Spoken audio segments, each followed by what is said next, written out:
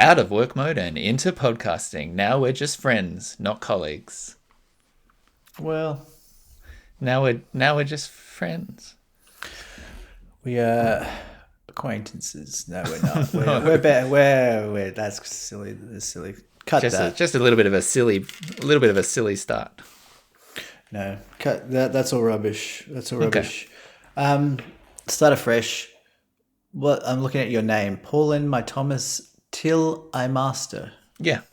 Paulin, my Thomas, till I master.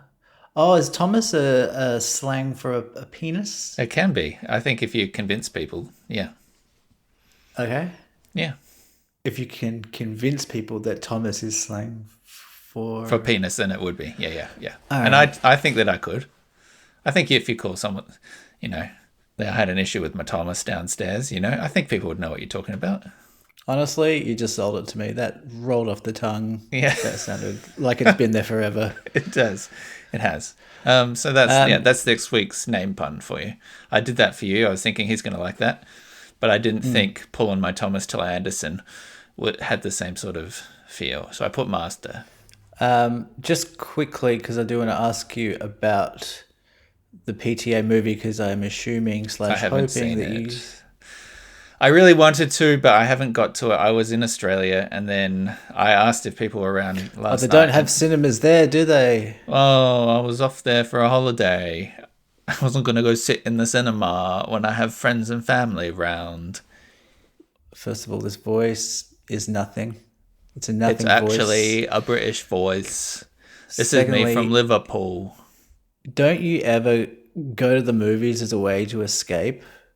Like I your was friends on and family? holiday. That's what I do all of the time. Yeah, I spend 99% of my year away from these people. I've moved to a different country. I don't need to go to a cinema to get away from them. I fucking got my passport out, mate. So do I, mate.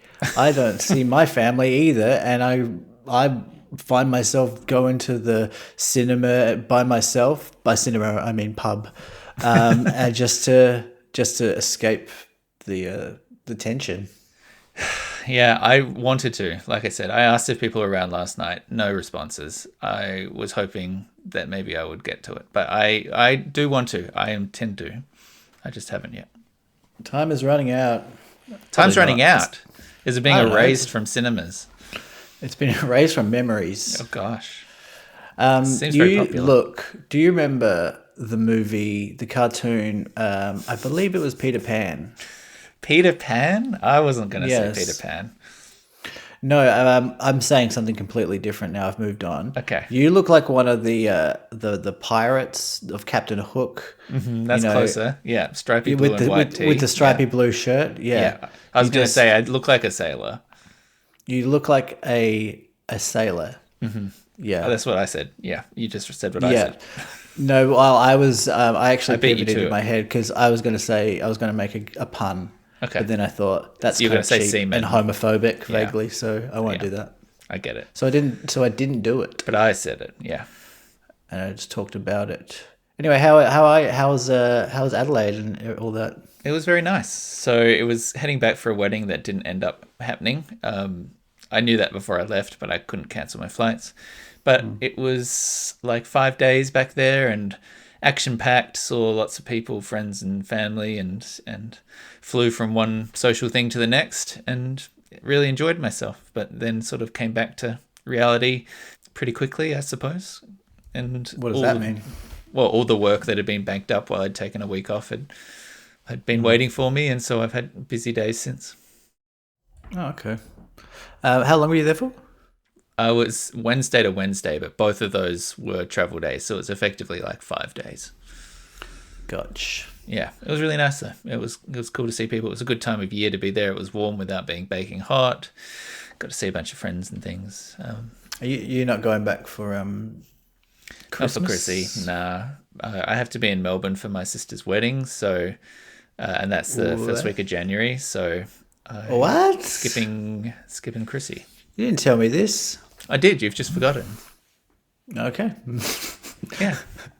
Very And possible. we'll just play the clip when I told you now. Hey, Michael, I'll be in Melbourne in January for my sister's wedding. That's AI. How have you been? Me? Yeah, yeah. I've been great. What about me? I've been buying a lot of scratchies and playing the Powerball every week lately. Why? Just to Because, live, just to feel alive. well, it is a bit of a gambling itch. It's kind of a safe, kind of cute gambling thing to do, maybe. Uh-huh. I don't know. But it is a bit of a thrill, and it is stupid. I know it's very stupid to be putting $20 into a hope that you get struck by lightning. But the voice in my head that says, "I think you might win this week," is so loud. Is it? Are you doing the Powerball every week? How I don't even know how frequent this thing is. Oh, Did you get your there's multiple. did you get your Powerball ticket because they were like this week the highest ever 44 billion, or is it like you're playing at like lower stakes ones where it's like the jackpot isn't huge? Yeah, that's a huge jackpot. I just never, I never knew how to play it. I never Yeah, why aren't they teaching this in schools? I never Keno. You know when you see people in those like Keno Yeah. things. Yeah. I never like made the effort to understand the game. It's very easy to understand The it. balls float out and they land on numbers. Yep. Yeah, and that's pretty much it. I think that's it. So I was a bit intimidated at first, but I'm out there. I'm brave. I'm gambling. Put on your big I'm boy wasting my money. pants. Yeah. Your Yeah, cowboy hat when you walk into the TAB. Yeah, I've got the app. I've got the Lot app. They have an app? So yeah, they got an app. It's a pretty good app. You can enter in your scratches if you didn't win. You can enter the second chance draw via the app. So I've been doing that. How much have you won so nothing. far?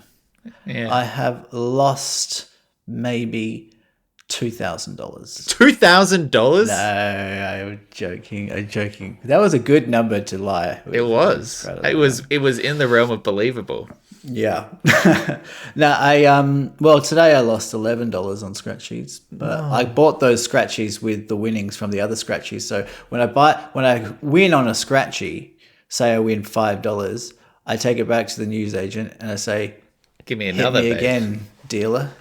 Yeah. And they say, "Please don't talk to me like that." And you're in here an awful lot. Yeah. And do we need to call someone? Yeah. So where did anyway. this come from? What happened? What was the day when you went from being a not player of Keno to a player of Keno? When you thought, you know what? This is it. This is my new calling. This is my pastime. I'm ready. Well, I've been getting ads on my social media for these things because I have been watching a lot of people who won the lottery on YouTube and just like listening to their experience. And there's this one guy who has a stupid fedora and he won like 20 million bucks, like 15 years ago. And he just has a channel now, and I watch his channel all the time, and he just says this is what to do if you win the lottery. Should you consult a lawyer? Should you consult a finance? Should you tell your family? And I just like thinking about winning the lottery and not telling anyone is a kind of a fantasy of mine. But what do you And then think? just trying to not make it obvious with my purchases. I was going to say, but- what are you going to buy that's immediately going to give that away, though? I don't think I would buy anything. I'd buy a music gear. That would be the most, but I'll probably buy a car. How much have you won? We've talked about this on the pod previously. Yeah. You'd buy music gear. You wouldn't buy like a house or something. Oh yeah, house. Yeah, but So if I see you with like I don't 6 guitars or something, you'll be like, oh, there's old Marky boy. Yeah, that's what I would immediately. I'd probably go probably go traveling. I don't know. I think it would be more thrilling to just not buy anything and just like have a dirty little secret. Oh, that's weird. Welcome to Deep 4, everybody. This is a fortnightly podcast, and we discuss the big things that matter to us in the world and that maybe matter to you. Sitting through the internet with me this week, my friend Michael. Hello. L'chaim as well. And my name is Nick. Hello. Hi. Hello. Goodbye. So you asked me to think about topics last night, and I realized I'm not really a topics guy, but I have a couple, but you've probably got a lot better ones. So. Oh, no, I haven't done any. That's why I asked you to do it, because I don't have any preparation. So that's why I delegated to you. I was like, Michael's always complaining he's not in charge of this podcast. Gave him enough notice. Think about topics, he'll be ready to go. He'll be out the gate. He's got things, burning off the cranium that he needs to discuss. Sliding off the cranium, maybe. Okay. Well, I do have a topic. We'll see. But first of all, I'm just checking my notes here, and I remembered that I wrote this down when I had a conversation with Lauren the other week. What do kids of non-binary parents call their parents? That's an interesting question. It is interesting. I've got the answer. I'm not sure that I know. Yeah. So, first of all, you can call them anything, apparently. Mum or dad. Mum or dad works, yep. But there are now a lot of people using blended names. Dumb like and mad. Muppa and Maddie. Okay. And Mopper. Or here's the weirdest one. A lot of people are shortening parent to Ren. So they go, that's my Ren. Interesting. Yeah. I mean, I quite liked some of those. They sound cute. A lot of them sound like already plausible international, variants of names anyway. Like they're playing in the same vocabulary space, aren't they? Mopper and, that's very familiar. In fact, I'm pretty sure that I have heard that almost every language shares similar sounding mum and dad names, like ma, mater, all of these kind of things, syllables. dad. They're all because they're very early for a child's development, mouth development and speech development. They're very early sounds that get made. And I'm pretty sure that across cultures that holds true. Yeah, interesting. Yeah, the same is true for grandparents as well. You've got Nana, Papa, even in Ukrainian, Baba, Jido. Yeah. The interesting one there, Ren, if you say that's my Ren, I feel like R is a pretty difficult early childhood sound. So I wonder if that's a later kind of, you need to be a little bit older to be able to handle that. I think you're more likely to be in the, Mopper and that kind of area. Maddie. I think those are more likely for younger kids, surely. Ren.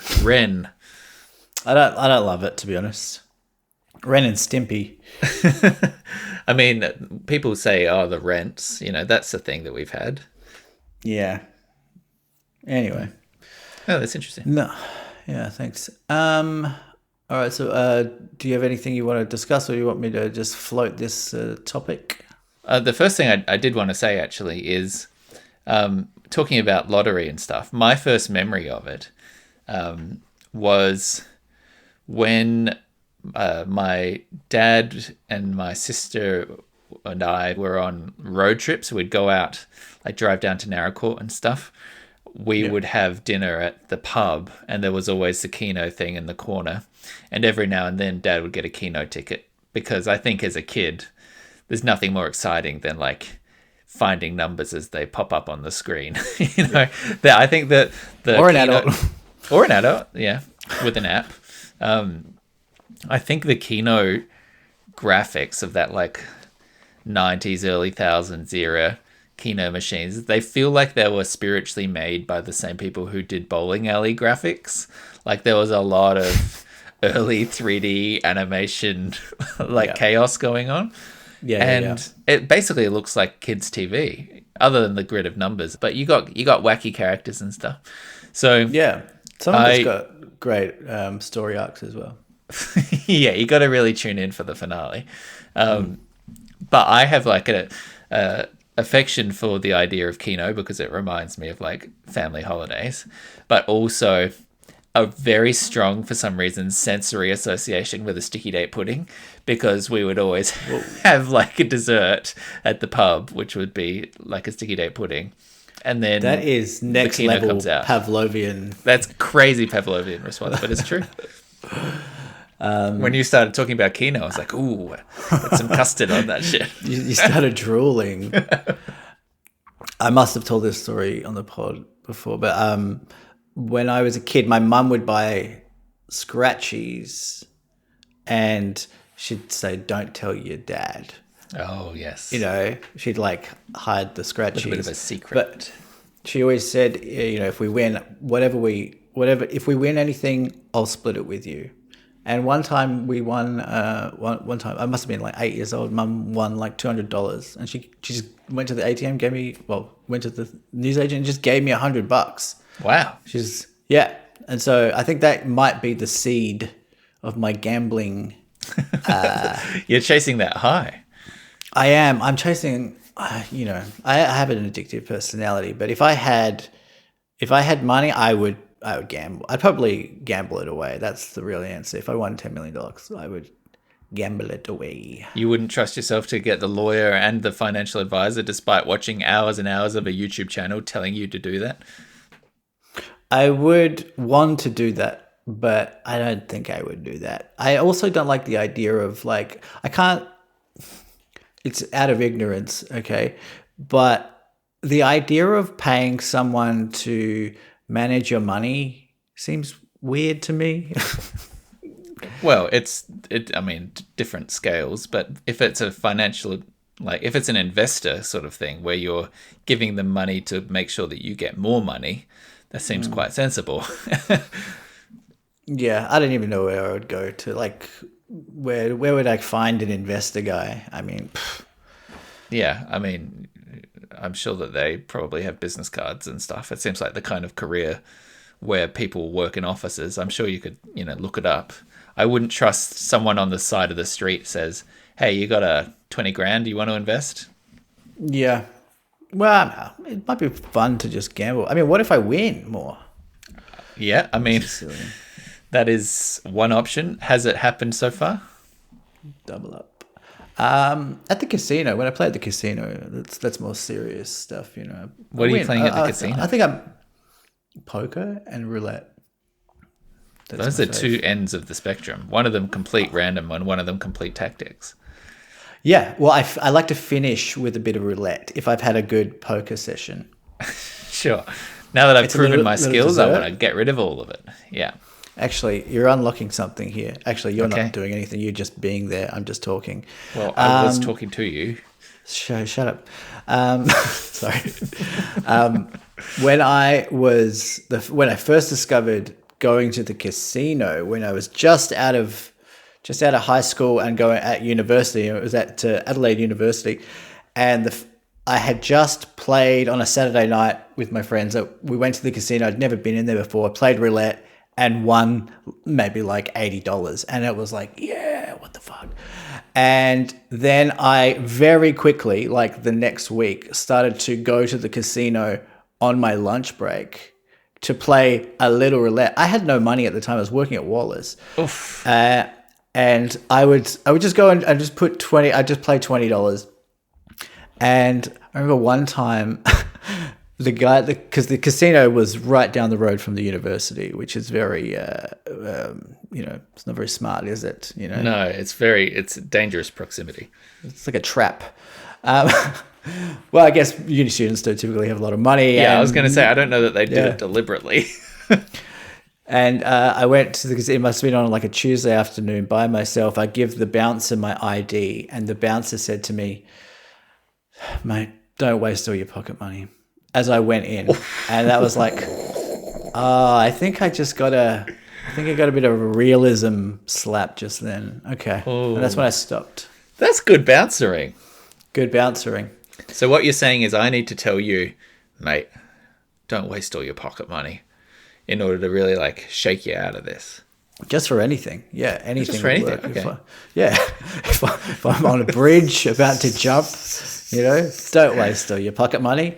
And I'm like, it would be a waste because I've got money Yeah, in my pockets. I filled my Point. pockets with 50-cent pieces to pull me down through the waves. Yeah. You use money anymore? I haven't seen a $5 bill in 10 years, maybe. $5 bill in 10 years.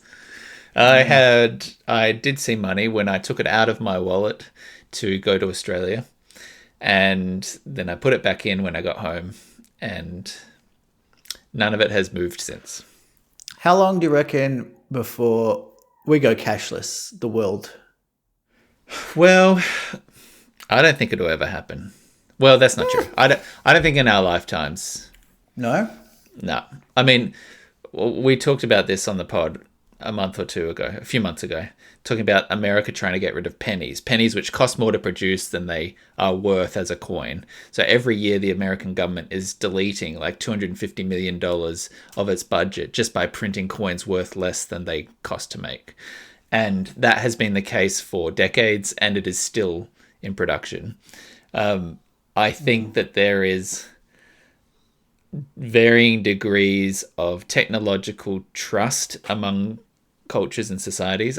I think there are varying degrees of governmental trust between countries and societies, and I don't think any of those are conducive to the complete eradication of being able to walk into a shop and give a coin that is not traceable, that has no privacy associations, that doesn't require you to have accounts, tracking, phones, all these kind of things. And that's not even from like a criminal perspective or anything. It's just a basic kind of fundamental human option, I think, to have the privacy rather than have that kind of stuff annotated and tracked. And I think increasingly that will be considered more valuable.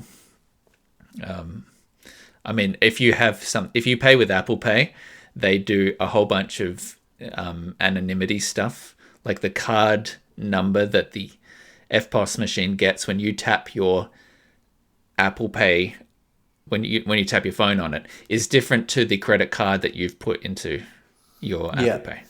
And it does that to anonymize you, so it can't be tracked. So there are ways that, people are iterating on this, but I think fundamentally it is sort of necessary that for the very poorest members of society, or the homeless or whatever it is, that there needs to be some sort of residual physical product, at least for the short term. I have seen a few unhoused people in Melbourne with the squares lately. Yeah, so they're getting out there. I mean, I get it. I think the big one for me, and this is a few years ago now, but the big one for me was the Bunnings sausage store.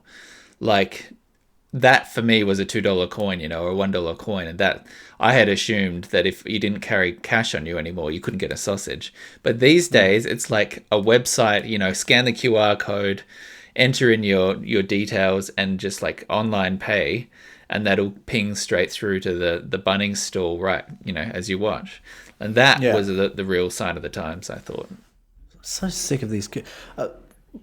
Was at a restaurant on Friday, and the waitress comes over. She explains the menu, gives us the menu, and then says you have to order on the QR code. I was like, "But you're right here. Like, you're here. You just told us what's on." And she's like, "Yeah, you have to do it on the QR code." I was like, "But now I have to what? I'm sick of this shit." That is something I noticed in Melbourne. Thankfully, it's not really here very much. Most of the time, if you're eating out, you're just speaking to a person. No, I love that. The good old days. Just final thing on the ATM. The cash, whatever we were talking about just then. It is our generation, our millennials, I guess, and younger. I think maybe towards the end of our lives, when the older generations have died off, I can see it happening there in a place like Australia or New Zealand. Like, I can see that if we get accustomed to it. I mean, if I see a young person at an ATM now, like these days, I'm like, that's drugs. You're getting money for drugs. 100%. The only time that I am, in the vicinity of the ATM, the people there are my age or older. I don't think I've seen a teen at an ATM in the past 10 years. No. So, yeah, you're 100% right. I think there will be an age where it becomes sort of de facto the case. And intriguingly, we are sort of at a point where some places can say, card only. And that's interesting. I'm not sure where the legal space sits on that. Maybe Laura can give us some advice. But I would have thought it is a fundamental requirement that you accept cash if that is legal tender. But apparently you don't have, people are getting away with not. Heaps of cashless places in Melbourne. Yeah. Like my local cinema is cashless, and I've been there so many times where I've been waiting in line for the candy bar, and some boomer is just like Ranting and raving. Yeah. Incensed. Like, what the fuck you do? What does this mean? That's a good joke, by the way. Incense. Yeah, that's why I said it. Because of the currency. Cents. Yeah. Yeah, and also, incense. Yeah. You have actually set me up talking about this money stuff to one of my few little bits of notes here. Do you know why things are called dollars? Dollars. We use it every day. We talk about dollars and cents. Why is our money called a dollar? Something to do with dolls? It's about doll hairs. Yeah, you've got it in one. Nailed it. I had saved this because I thought it was kind of interesting. And I'll just read through the etymology of the term here. It dates back to the 1500s, January 1520, in fact. The Kingdom of Bohemia began minting coins from silver mined locally in Joachimsthal and marked and reversed with the Bohemian lion. The coins were named Joachimsthaler after the town, becoming shortened in common usage to Thaler, T-H-A-L-E-R, or Thaler, T-A-L-E-R. The town's name is derived from Saint Joachim, coupled with the German word Tal, which means valley. The coin is thus from the valley of Saint Joachim.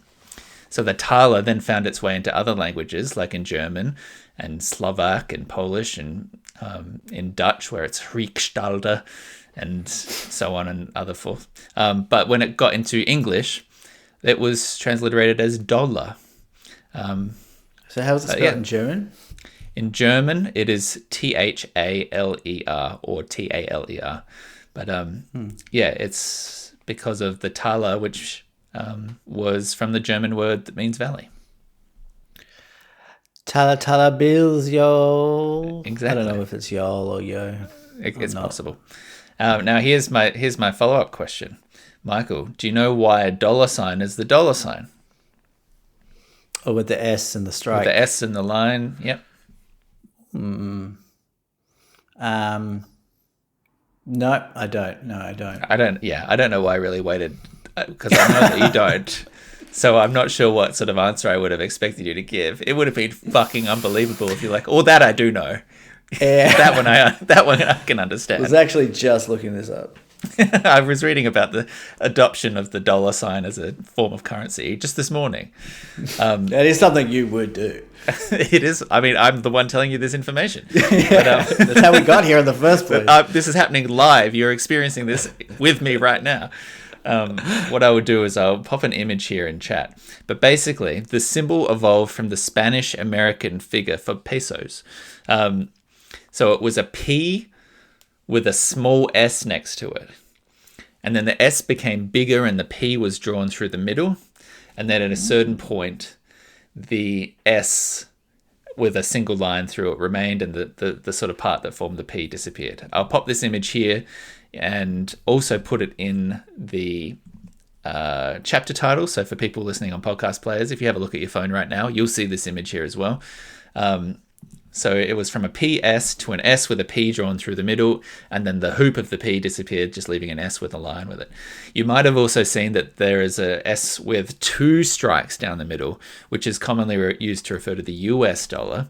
Well, that's because they took the letters US, then they drew a U through the middle of the S, so, two vertical lines joined together by a hoop at the bottom, and then over time they just got rid of the bottom of the U, so it was an S with two lines through it, and that's the US dollar. Wow. But of course, these days, US dollar just uses a single stroke anyway. Who are these people making this stuff? I mean, just amazing. I mean, don't you miss the days, Nick, when bank robbers would run away? They'd be dressed quite similar to you, Like me, but with a sack that just had a $sign on it. yeah. I Don't you mean, miss those were. days? That's what I wanted to be when I grew up. Just a Yeah. guy in a cool mask with a cool bag, living life Yeah. to the to the fullest. Eating hamburgers, stealing hamburgers. A lot of hamburger related goals, but I gave it all up. I miss the Hamburglar.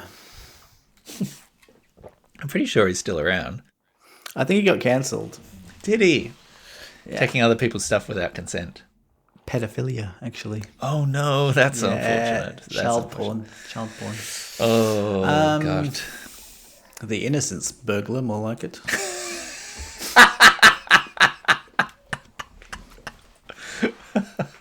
God.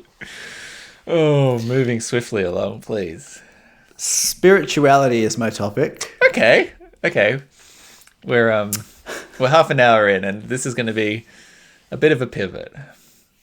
I don't know how much substance this has, but I've been thinking a little bit about my own spirituality. If I'm spiritual, what is spirituality? So, do you think that you are? Do you consider yourself spiritual? What is spirituality to you? I don't consider myself spiritual. I don't, and I guess there's a few steps to that question. The first is what is the definition of spirituality?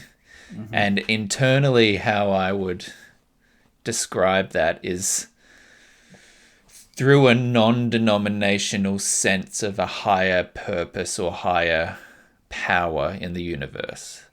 Where you'd contrast it with religion, which has texts and rites and buildings.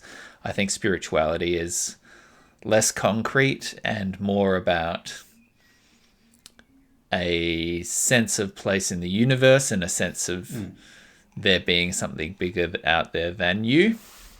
Yeah. And I also associate that perhaps with maybe like early religious, like almost like paganism or, like more like Middle Ages, primordial, less institutionalized religion. So I think of spirituality as like a sense that everything in the universe has a soul, or that everything out there is alive, and that kind of stuff, which is more broad, like philosophical belief than it is, teachings, dogma, morality, that kind of stuff. All of which you're saying you can have secular spirituality, or you're saying you can't? To you, if you're defining secular as atheist, then no, I just don't. without religion. I think you can be spiritual without having a religion, but I think I think it's like this is dismissive to both, but it feels like if you're on a sliding scale of isms, if you like, I think spirituality is a half step ticked along from atheism or agnosticism towards religion, but before you get into formalized, it's just more of a it's one tick over from agnostic to be well, I don't know what's out there. You step it up, you turn the dial a little, and it's like, well, there's something out there that's bigger than us, and we're a small part of it, and there's forces we don't understand, and I believe in those, the mystical nature of the universe.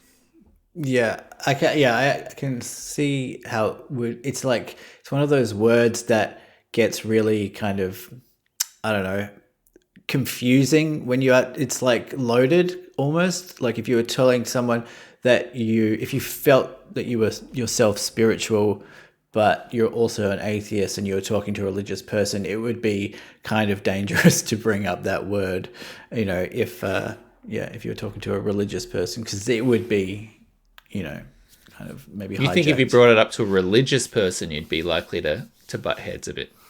No. I think it would mean there'd be kind of a wink from the religious person to be like, okay, Well, see, I almost disagree with that. I reckon a religious person will see a spiritualist person as more in their camp than they would see an atheist. Because well, you've shown at least some acknowledgement that there's something out there, and to a particular kind of religious person, perhaps that means that it doesn't take much to get them on your team if you like put the yeah. right pamphlet in front of them. Well, that's kind of why I've been thinking about it. I mean, I've always the priests at my school. I got dogmatic about dogma's another one of those words about atheism when it kind of clicked to me, and I was surrounded in school my whole life up until that point was surrounded by people who believed in God, and then I read Dawkins and Hitchens, and then I was like, I felt like I was the only person that Seeing clearly. yeah. And I did get like kind of really zealous about it, but the priests at my school always said when I was going out of my way at recess and lunch to try and have a debate with them, they said that you would make a really great priest, and I think it's true because I think it's two sides of the same coin. As you were saying before, like it's people who really take religion seriously, or there's an existentialism about religion that is very appealing to me, and as someone who enjoys existentialism as part of my life on a daily basis. I love thinking about, even just watching a space doco, even thinking about Aliens is a version of that. And I think I've been thinking of myself lately as spiritual because of that fact. Because to me, it is a connectedness to your place in the universe, and that can be with God, but it can also be the understanding that the universe came out of nothing, we think, and it's expanding, and evolution and all that stuff is like spiritual to me. And like even just the idea of like when we die, I don't think there's an afterlife, but I take a lot of comfort in the fact that when I think of that, all of the atoms that make me right now talking to you, in a million years, those atoms will still be in the universe. And that's like kind of the same thing, as believing in the afterlife in a sense. It is some form of persistence after death. Yeah. It is literally after life. Yeah. I see how you get there. Yeah. I find that interesting, and I'm curious from a few perspectives. One being what your dad would say about all that, but it is interesting to. I mean, we've talked about this kind of thing in the past, and how feeling our small presence in the universe is kind of comforting in a way that, I think we talked about it in the context of atheism years and years ago on this podcast. The classic, religious argument, or some kind of like Christian argument of, well, if there's no God, then that just means that all of this is meaningless, and there's, it's chaos and blah blah blah. You have no purpose. How could you live like that without some Yeah. kind of explanation or whatever? And I think our response to that was always, no, don't you see, that's the point. The whole point of it is that if it's chaos and if there's no reason, then you have to make reason from it yourself. You have to define your existence, and Or you don't, because the real answer is there's no meaning to life. There's no meaning.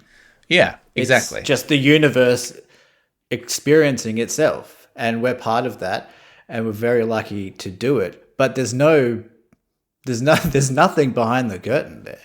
It's this is a slight tangent, but I read a quote the other day, which I'll read to you now, but it's sort of in the same area.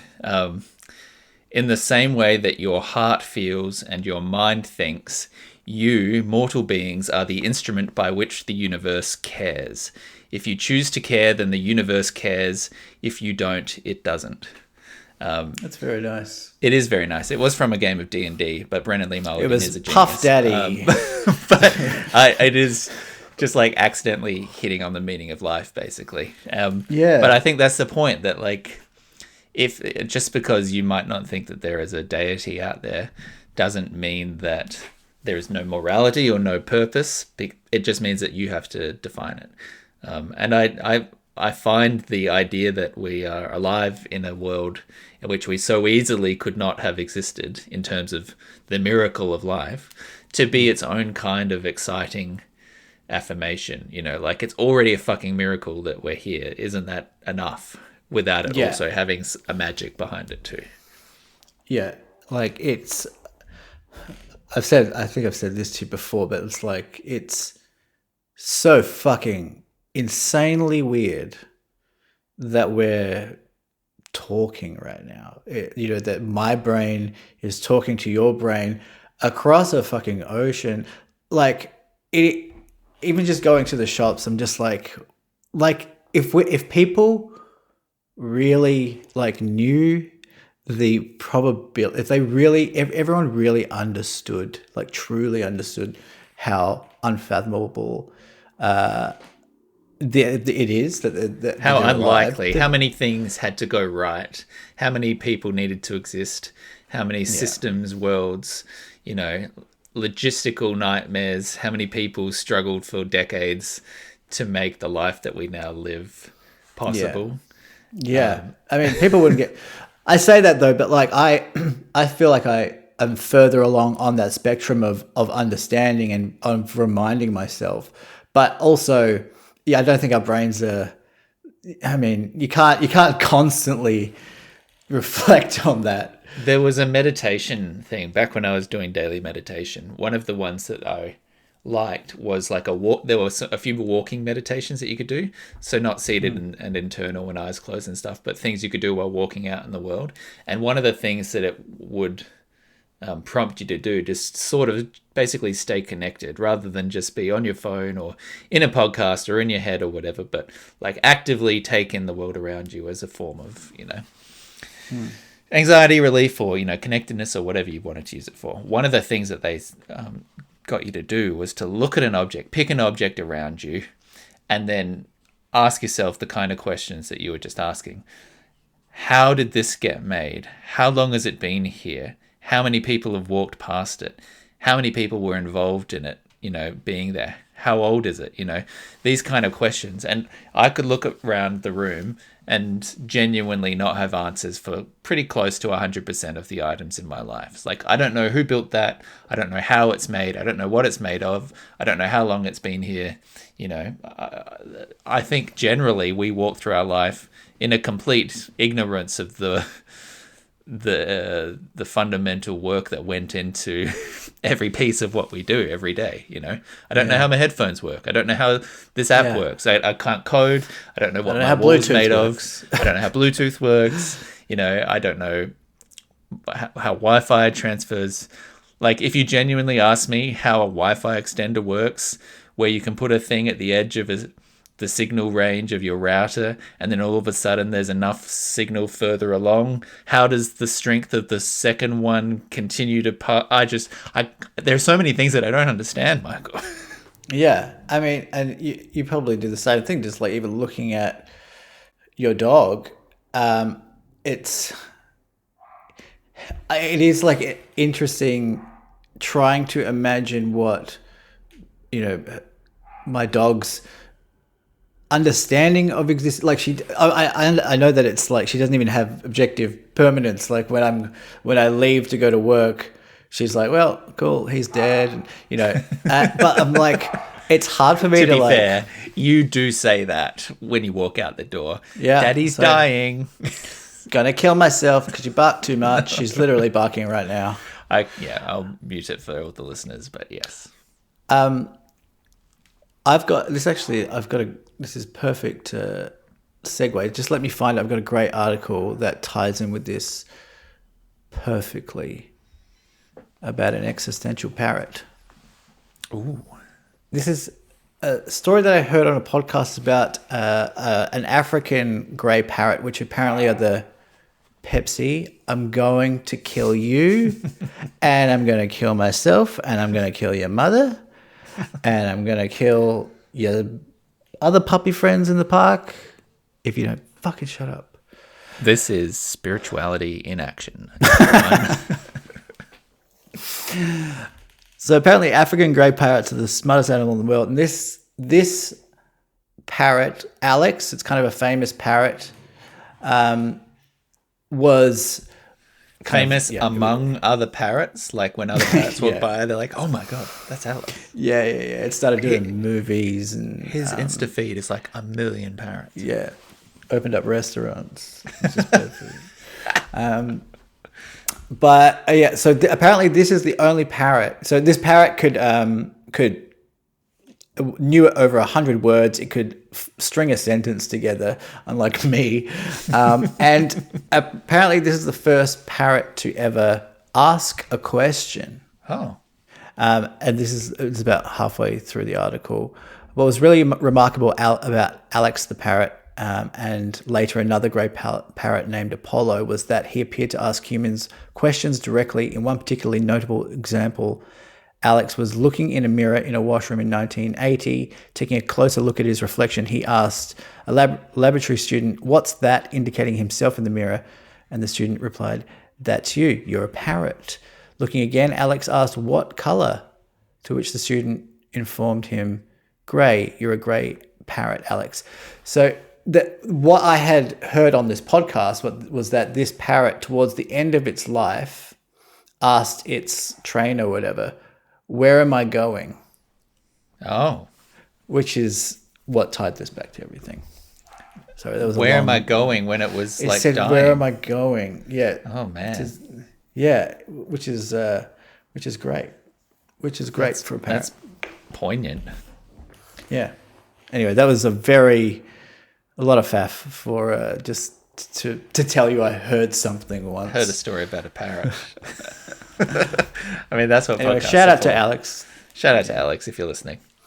From the great beyond. What do parrots sound like? Do you have more on spirituality? Because I do have something you sort of teed me up for here. No, I literally just music. I think my one sort of asterisk over a self-description of spiritual is that I do feel like it risks overlapping with some like faux science kind of stuff a little bit. Yeah. And I don't like the intersection with astrology and that kind of area where it becomes pseudoscience because that delivers meaning that you wanted to deliver, not because it's based in sort of fact. And I know that that's not where your interests lie, but I do bring that association with the term spirituality. Totally get that and agree. It's one of those things, though, for me, where once I started to, when a word unlocks something or makes you think about yourself a certain way, like differently. And so for me, it was like kind of admitting to myself that I was a spiritual person and taking pride in that. It made me, I don't know what it changed, but it changed something. Yeah, it feels different in the way you walk about the world, perhaps. Yeah, it felt like felt nice. It felt nice to think of myself as a spiritual person. I guess as you defined it earlier, if you're thinking about, if you're just associating spiritual with like existentialism, with a curiosity and awareness of your place in the broader world, then yeah, I see it. But it's also that, but it's also a wonderment and a love. It's like a love of this sound. Now I'm going woo woo. Well, given that we've now established that baseline, I've got something else fun for us to do here, Michael. I think it's about time we return to Mikey's horoscopes. Mikey's horoscopes. Horoscopes. I don't want to ever meet Madam Webb or whoever your person was again, but what I do want to do, Michael, is get you just a free astrology online calculator. Thanks to the folks at horoscopes.astro-seek.com/astrocartography/online/astromap relocation. I have this week's sponsor. I have here astrocartography and astromap calculator. Michael, I just want you to give me some dates and we'll find out what lies in your path ahead. Date of birth. 23rd of May. I know exactly when. I just wanted you to dox yourself online. What time? What time was I born? Yeah, what time of day? I don't remember. I'm going to put 2 p.m. You strike me as a 2 p.m. That's very offensive for some reason. Okay, well, how about 2:04? Put me down for 3 a.m. 3 a.m.? You think you're an a.m. baby? Yeah. Should we call your mum right now? Party boy. Let's just call your mum. All right. Let's get some friend. Because this is important. I don't want to just half-ass this. Can you hear me still? Yeah, just hold it up to the mic.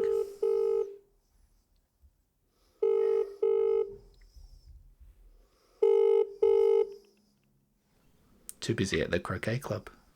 Unable to take the call. Okay, well, if Fran calls back, we can find out. But for now, 3 a.m. 3 a.m. is when you were born. Now, birth city, please. Birth city, Modbury, actually. Modbury.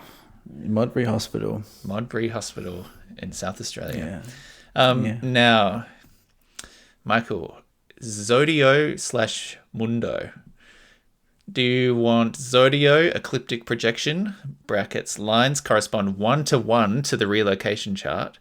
Or do you want Mundo, with latitude, the lines correspond to the astronomical visibility? Well, let's go with Zodio. Zodio. Okay, you don't want to correspond to astronomical visibility. You want a 1-to-1 with the relocation chart? Honestly, I didn't understand what you said. That's okay. We'll go for ecliptic projection. Do you want all planets? There's planets involved? Yeah, so I'll run you through your options here. There's quite a few. So we've got planet groups here. We've got all planets. We've got planets plus objects. Or we've got the 7 traditional planets. Then there's also the ASC and MC finder. 7 traditional planets? 7 traditional in the ones. solar system. Yeah. So we can do the ASC and MC finder. We'll have to select the signs in the next step. Otherwise, we could just pick a single planet. You know, you got your classic Sun through Pluto. Can I pick the planet? Well, let me just give all your options first. You also have the 7 hermetic lots. So you could have the lot of fortune, lot of spirit, lot of necessity, lot of eros, lot of courage, lot of victory, or lot of nemesis. Then we can do planets without degrees. And we can also do objects like the lunar node, Lilith, or Chiron. Yeah, Chiron. I miss Chiron. Yeah, the second one that you said. Okay. Second option. Planets and objects? Or we could do 7 traditional planets. Is that what you Just do the planets, yeah. Okay. We'll just do 7 traditional planets. I mean, there's so many objects. Yeah. Could take forever. Do you want the Paranatelonta lines? Yeah, give me the Paran. Parans are stars or star groups that fall upon angles at the same time that the planet is also upon the angles. They're viewed as attendants. For example, the Parans of Mercury would be those stars or planets that were rising, culminating, descending, or located upon the IC at the same time that Mercury is any of these positions. Exactly the same time. Yeah, please. Yeah, I wouldn't be doing this without it. Of course. So you can pick a planet then. You've got Sun, Moon, Mercury, Venus, Mars, etc. You've also got lunar node, Lilith, and Chiron. Sorry, did you just call the Sun a planet? This is not planets. These are the Paran lines. So these are you've got all the planets. You just said pick a planet, and you started with Sun. Okay, yeah. You can pick a planet, or you can also do the Sun, the Moon, the lunar node, Lilith, or Chiron. Give me Jupiter. Okay, Jupiter. Good song. And do you want MC, ASC, or MC and ASC? MC Hammer, baby. Okay. You know how I roll. Right, so I'm just going to recap here for us. We've got the 23rd of May in your birth year. You were born at 3 a.m. Now, this might throw it off. If it turns out that you weren't actually born at 3 a.m., we might have to revisit this. Birth city was Modbury.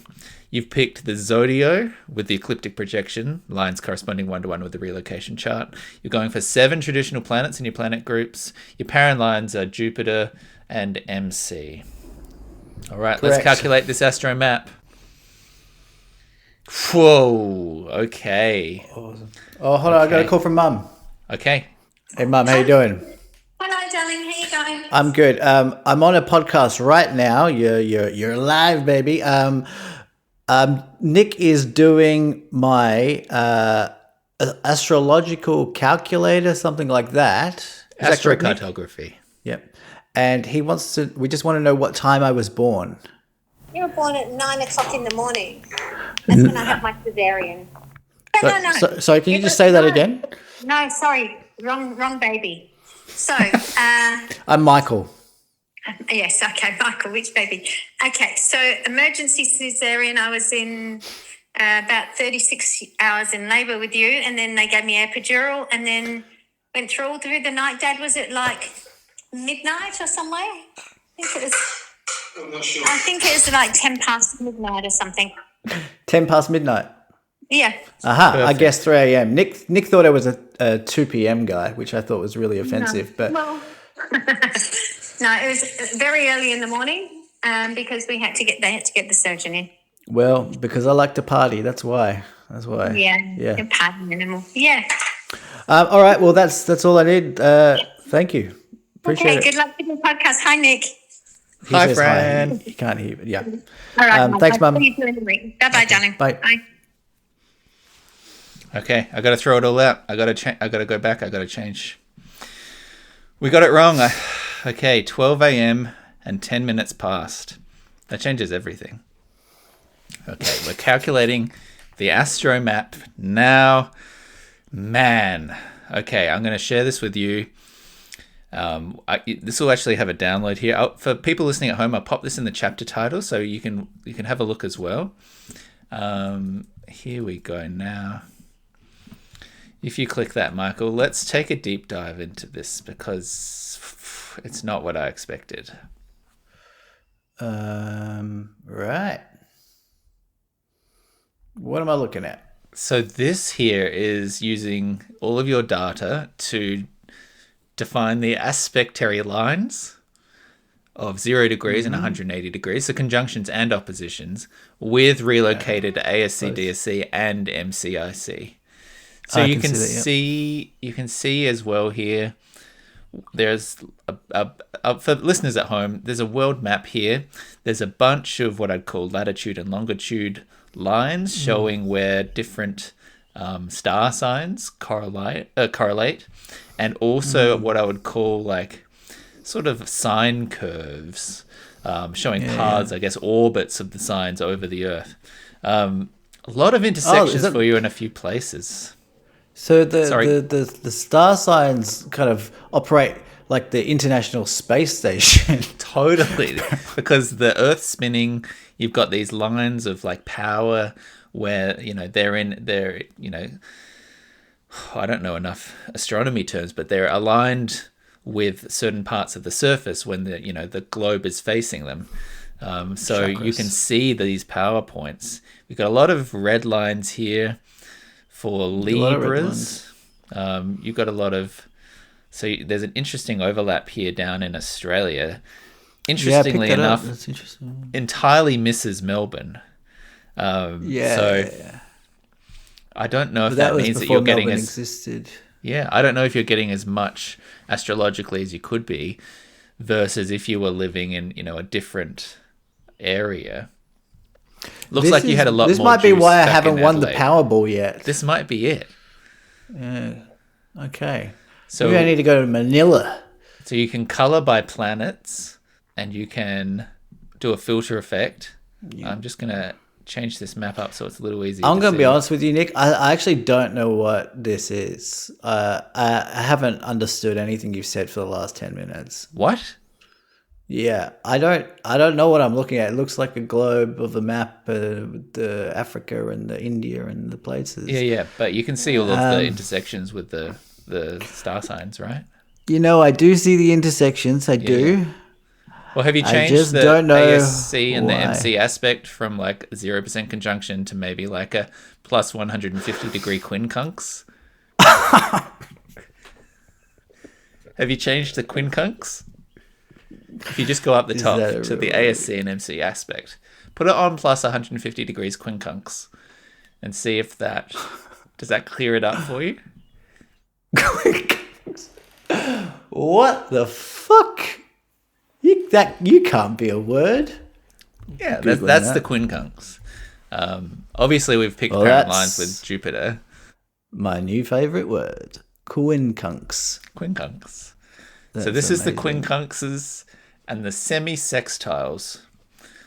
So that affects things, obviously. Does yeah. Yeah, hard to know what to take away from this. That's all right. I mean, you can. I know we're doing this live. You haven't had time to really soak it in, but you can No, save this. You haven't can come back to that later. You'll be able to will. consult it when you're making decisions. You know, when I you're will. trying to work out what numbers to put on the lotto. You know, trying to work out what streets to cross. You know, whether or not you should avoid Yeah. certain intersections. Now you have sort of some data behind your decision making to help you stay informed. Informed. Yeah. Yeah. No, that's great. Just gonna leave that on in the background and just let it let it marinate, rip. baby. Yeah. You know, quincunx, baby. Yeah, You put know, the quincunx, yeah.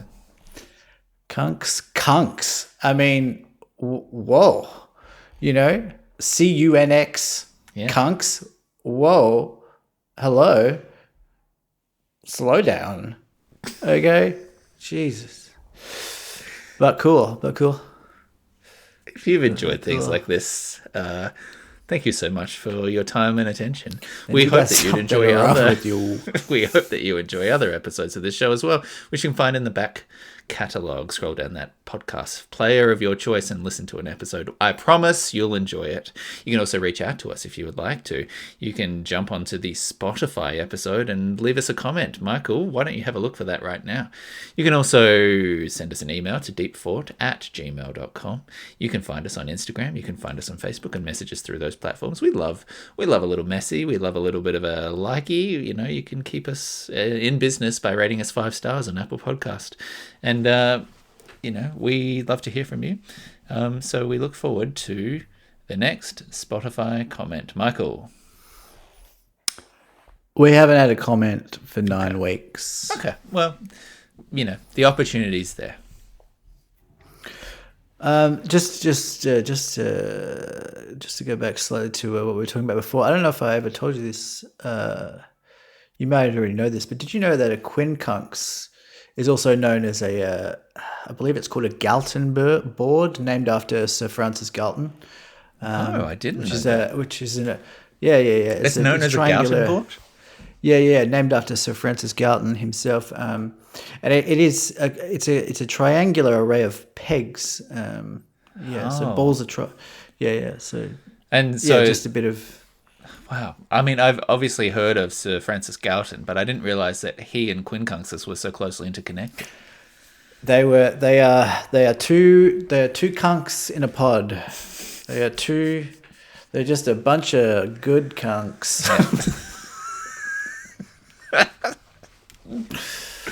Have you got an outro for me, Mikey? Don't call me Mikey. It's very sexual, okay? And I'm not. Well.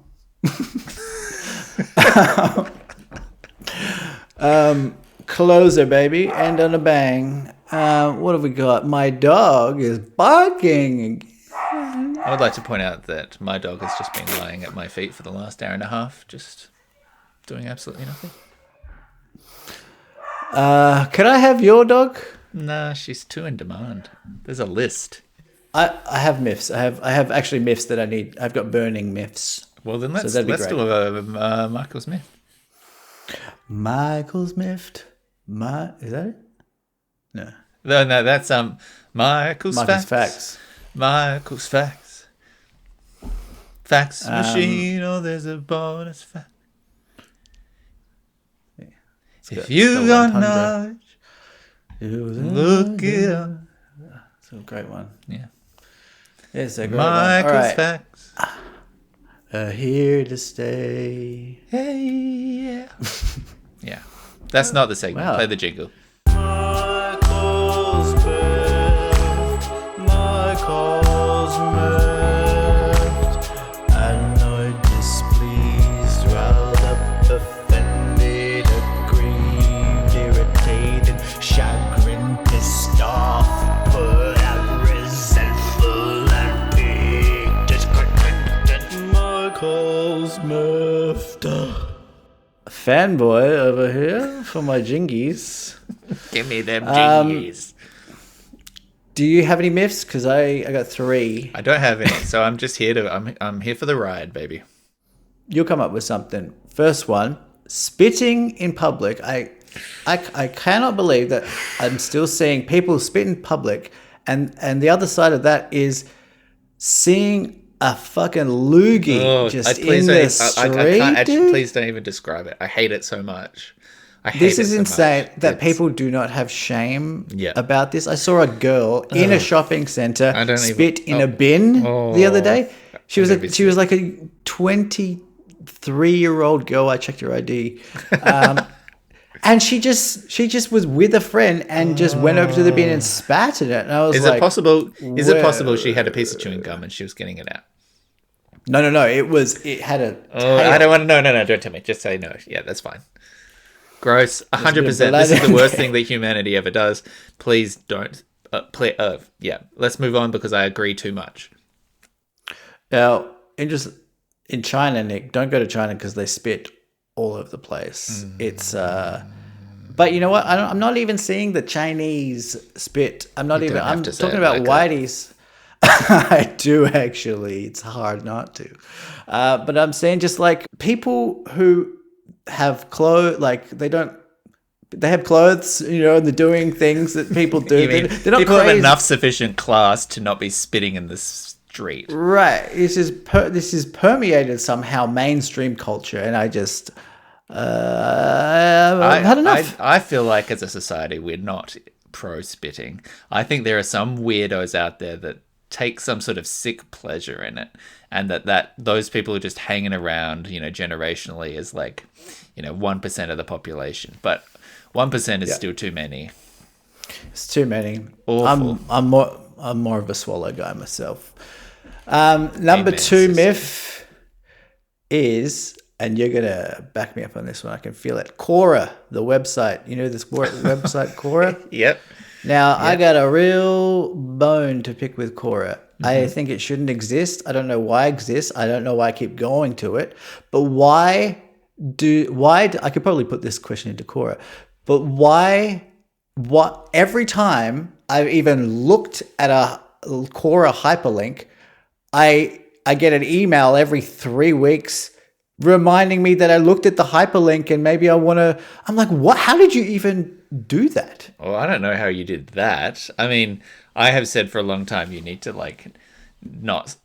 you need to be more careful with online privacy and shit. So I don't know why they're fucking emailing you. I do agree that Quora is a waste of a website. I have, whenever you're looking for an answer to a weird, esoteric thing, it comes up in the search results and you click on it. And I've never once in my entire fucking life ever found the answer to the thing that I wanted on Quora.com. It's just a bunch of circular commentary by people who don't know the answer to things, just dropping opinions in a pit, and somehow washes up in my search results somehow. I just don't understand its function, purpose. Why does it exist? Yeah, it's like a crazy man's Reddit. I often can't even work out where if I'm on the page where the answers are. They stack questions on top of questions. It's a terrible website. You are on fire today. That's 2 out of 2, 10 out of 10. These are major myths, and you are crushing it. Thank you. Major myth. Eminem. My new name. All right, last one, and I feel like you're gonna love this one too. Should have ended on the Coral thing, to be honest. I do have a myth, by the way. I can myth you if you want to interject with a myth. Otherwise, go ahead. Yeah. I mean, it's You can miff if you want. I was recently traveling. I was at the airport. There'd been a delay.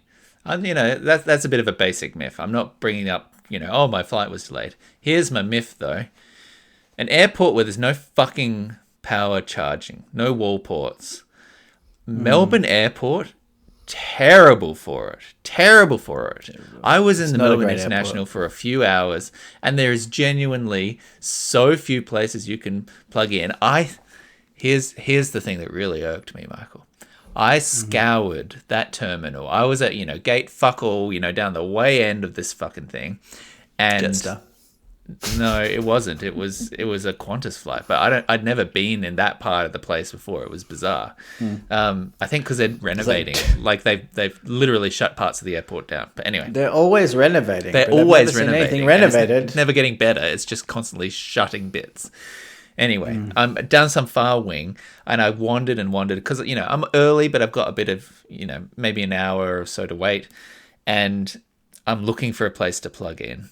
And I spot it. I see a woman crouching down on the ground, plugging in, and I'm like, okay, we're in the area now. We're in the zone. There's something around here. Something in this place has the energy of, power connectivity. So I go for a scout. I look around the corner, and bam, there it is. Prime real estate, unpopulated. I can, cop a squat here, plug in. My phone's going to be back in action. I get out my charger, put it in. Fake power port. Doesn't charge. Doesn't work. It is a wall port and they've turned off the power to it, or it's been broken by someone, planning to plug the wrong thing in. But I got punked. I thought I found a place that charged and it didn't even charge. So, again, we're in the fucking 21st century and you're at an airport and you can't plug in anywhere. Disaster. Yes. Why don't you plug into your laptop? I didn't bring my laptop with me. Oh, yeah. So here's what I did do. I went all the way back up to Restaurant Central, went, up the escalator, down the corridor, got back to the hub where, the newsagent and stuff was, way away from the gate. And I plugged into the wall there. And I was sat there listening to some fucking idiot playing the Harry Potter theme tune on a public piano over and over again for 30 fucking minutes because it's the only song he knew. And I guess hoping that people would be like, yeah, man, we love that song.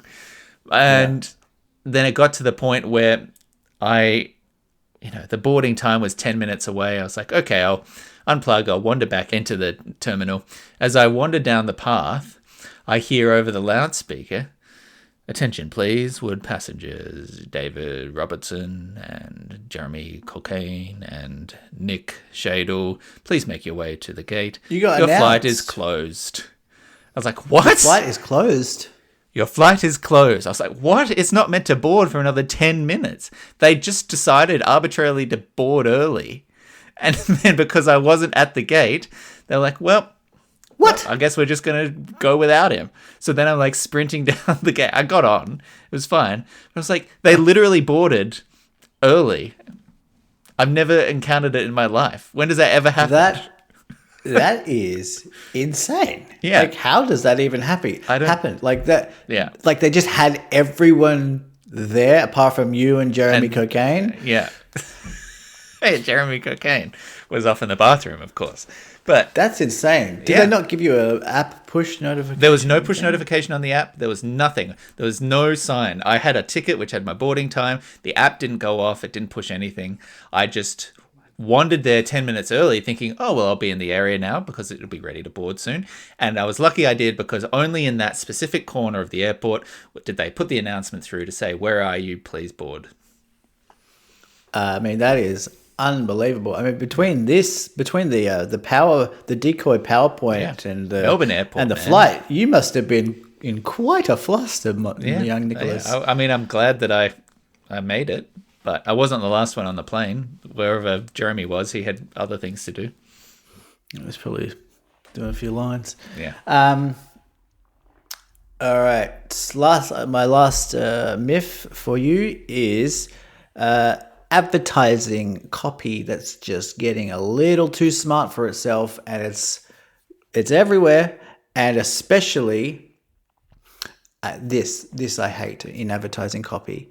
You get like a can of drink, right? Like a kind of like a trendy soda, and they'll write the copy, but they'll cross out the word. You know that? They're like, I can't think of an example, but they'll write the copy and then I'm just saying it again now. So they write the copy and then they cross out the word. They're like, we're not saying this, but we are. Like I hate that. I hate advertising coffee that's like kind of like trying to be like cool and like using slang and stuff. It has that real energy of like youth pastor that like wears a baseball cap to me, and I just hate it. And I think advertising copy should just aiming be younger than your generation. Anything that's trying to be hip to like a Gen Z or something, you're like, nah. Anything which is like, how about this skibbity toaster? 3 slices cooked in minutes. Yeah. I mean, I even hate, when you get 404 on a web page and it goes, oops. I'm like, don't do that. Don't say oops. I like it. Don't say oops. I hate it. They say oops because it works, but it doesn't work on me. It's endearing. It's like my website. They were trying so hard. They were trying so hard, but they couldn't load the page, Michael. Oopsies. We didn't load the website. I'd like to see a fuck. Like someone to match my emotions. I want to see my emotions reflected in a 404. Fuck! We really kunksed this up. Quinkunks. Can you please name the episode Quinkunks? It's so good. It's a beautiful word.